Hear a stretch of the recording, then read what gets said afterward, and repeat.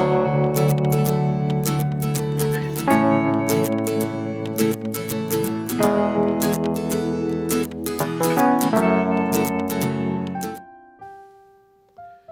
want to tell you a little story today about hanging on to your dreams.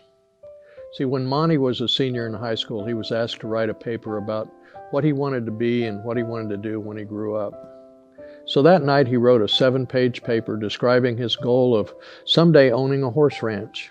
He wrote about his dream in great detail, and he even drew a diagram of a 200-acre ranch showing the location of all the buildings and the stables and the track, and then he drew a detailed floor plan for a 4,000 square foot home that would sit on this dream ranch of his of 200 acres.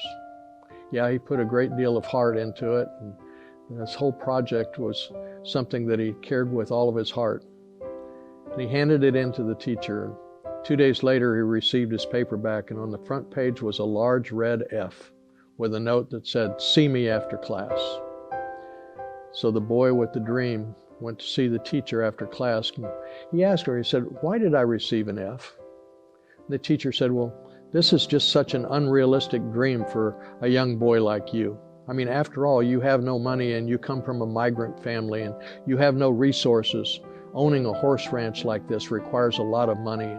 You have to buy the land, you have to pay for the original breeding stock, and later you'll have all these big stud fees and everything else, and there's no way that you could ever do that." Then the teacher added, "But now listen, if you will rewrite this paper with a more realistic goal, I will consider giving you a different grade." So the boy went home and he thought about it. And he even asked his father, he said, "What should he do? What should I do with this?" His father looked up at him and he says, "Look, son, you have to make up your own mind on these kind of things. However, I think it's very important that this decision be made by you." And finally, after sitting with it for about a week, the boy turned in the same paper, making no changes at all. He said to the teacher, "You can keep the F, but I'm going to keep my dream."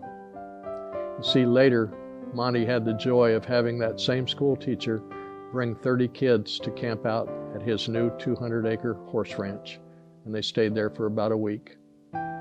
So just let me say this to you, don't let anyone steal your dreams. Follow your heart, no matter what. This is Pastor Riley, and that's Just a Thought.